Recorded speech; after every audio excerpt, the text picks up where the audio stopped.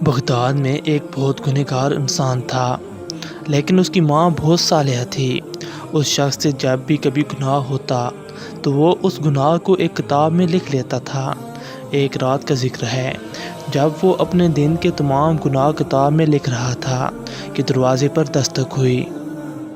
نکل کر باہر دیکھا تو نہایت ایک خوبصورت حسین و جمیل محجبین لڑکی کھڑی تھی۔ اس نے اس لڑکی سے پوچھا کیا چاہیے؟ اس لڑکی نے جواب دیا، میرے پاس یتیم بچے ہیں، 3 دن سے بھوکے ہیں، کچھ بھی کھانے کو میسر نہیں۔ اچھا اندر چلی آؤ۔ اس شخص نے اس لڑکی کو گھر کے اندر بلایا اور دروازہ بند کر دیا، کیونکہ اس عورت کو دیکھ کر اس شخص کی نیت خراب ہو گئی۔ وہ عورت جان گئی کہ اس بندے کی نیت خراب ہو گئی ہے، کہ اس کے جی میں اب برائی آئی ہے۔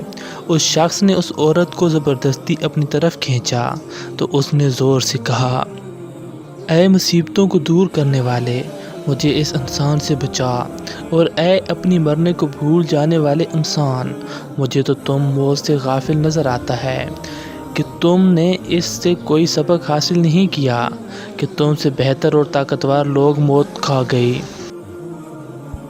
ان کو بھی اس دنیا سے سوائے تھوڑی سی روزی اور کپڑے کے کچھ بھی نانصیب ہوا، اور جو منزلیں اور بڑے بڑے گھر انہوں نے آباد کیے وہ بھی خالی رہ گئے، اور تم خود بھی کل یا اگلے روز تن تنہا قبرستان میں جاگزیں ہو کر ان کی ہمسائیگی میں چلا جائے گا۔ اے میرے پروردگار!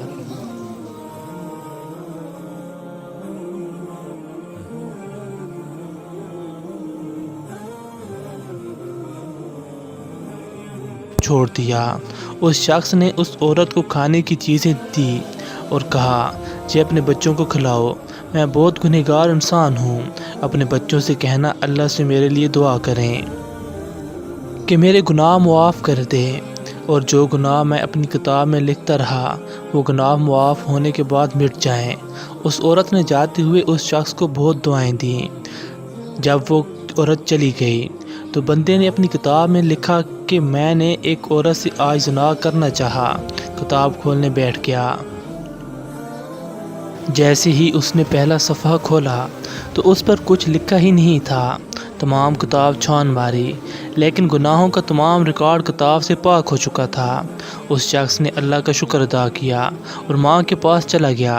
ماں کو کہا کہ اس کے گناہ معاف ہو گئے ہیں، کیونکہ میں نے اللہ پاک سے ایک عورت کے ہاتھ پر صلح کر لی۔ اس کے بعد اس نے وضو کیا اور نماز پڑھی اور دعا کی، اے رحمان، جیسے آپ نے میرے گناہ مٹا دیے، اب مجھے اپنے پاس بلا لیں۔ یہ کہہ کر سجدہ کیا۔ ماں نے جب دیکھا کہ سجدہ طویل ہو گیا تو اس کو حرکت دی، دیکھا کہ روح پرواز کر چکی ہے اور اس کا انتقال ہو چکا ہے۔